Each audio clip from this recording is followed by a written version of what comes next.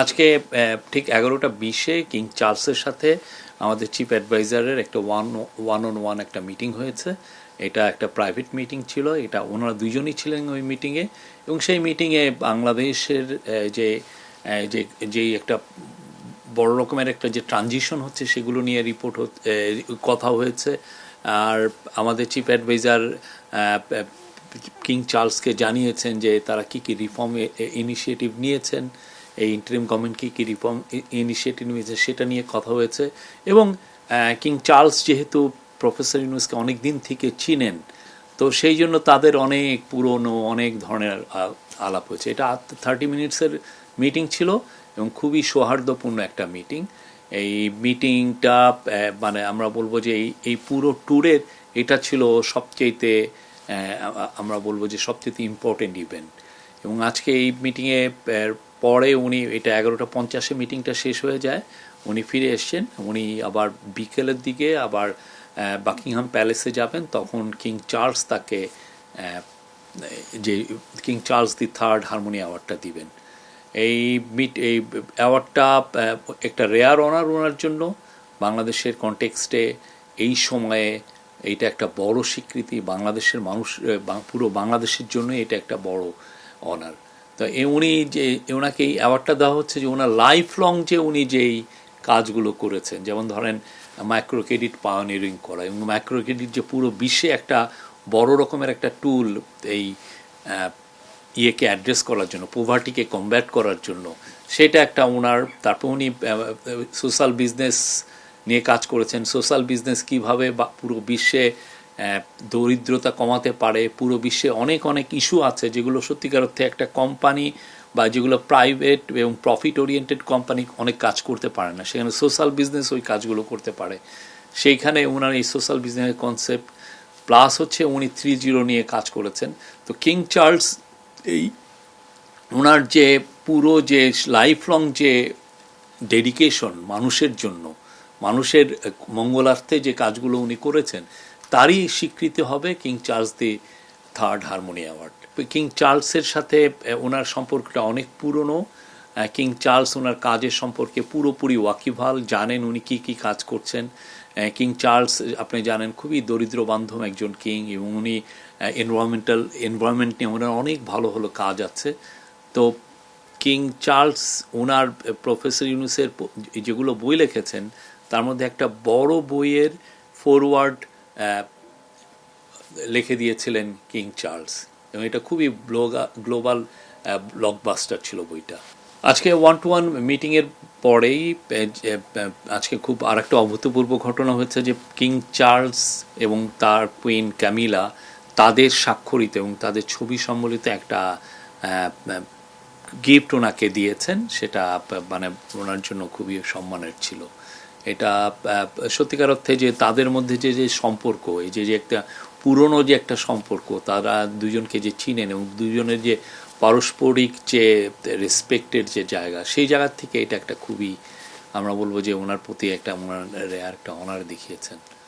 আজকে আপাতত যেই কিং চার্লস III হারমোনি অ্যাওয়ার্ডের বাইরে ব্রিটিশ পার্লামেন্টের যে স্পিকার, কমন্স সভার যে স্পিকার, তার সাথে একটা মিটিং আছে, সেটা ওয়েস্টমিনিস্টার মানে যেখানে ব্রিটিশ পার্লামেন্ট, সেখানে এটা মিটিংটা হবে। ওইখানে অনেকেই থাকবেন, তার সাথে ন্যাশনাল সিকিউরিটি অ্যাডভাইজার থাকবেন, স্পেশাল এনভয় থাকবেন, আমাদের হাই কমিশনার থাকবেন। তো ওই মিটিংটা খুবই ইম্পর্টেন্ট। ওইখানে মানে জাস্ট আমরা যে রিফর্মগুলো করছি, অনেকগুলোই তো আমরা পার্লামেন্টারি রিফর্মেই থাকছি, তা পার্লামেন্টারি রিফর্মে যে রিফর্মগুলো নিয়ে এগুলো নিয়ে আলাপ হবে। আর একটা হচ্ছে যে আমরা গত 3 দিনে 10, 11, 12 এই আজকে সহ এই 3 দিনে কিন্তু ওনার সাথে যারা সফর সঙ্গী এসেছেন, national security adviser doctor Khalilur Rahman, special envoy Lutfey Siddiqui, তারপরে আছেন হচ্ছে অ্যান্টি করাপশন কমিশনের চেয়ারম্যান আব্দুল মোমেন, আর বাংলাদেশ ব্যাংকের গভর্নর আহসান এইচ মনসুর, এনারা 4 জন কিন্তু ইন্টেন্সিভলি মিটিং করেছেন গত 4 দিনে। তাদের মধ্যে মিটিং যেমন ছিল, এনসিএর সাথে একটা মিটিং ছিল গতকাল, খুবই আমি বলবো যে ফলপ্রসূ একটা মিটিং। আপনি দেখেন এনসিএ কিন্তু গতকালই জানিয়েছে যে তারা এই যে সাইফুজ্জামান চৌধুরী জাবেদের যে একটা প্রপার্টি আছে 11 মিলিয়ন পাউন্ডের, সেটা গিয়ে তারা ফ্রিজ করে দিয়েছে, জব্দ করেছে। তো এইরকম তো মানে অনেকগুলো কাজ হচ্ছে, অনেকগুলো মিটিং হচ্ছে। তারপরে লুৎফি সিদ্দিকীর সাথে কয়েকজন মিনিস্টারের মিটিং হয়েছে, ন্যাশনাল সিকিউরিটি অ্যাডভাইজারের সাথে অনেকগুলো মিটিং হয়েছে।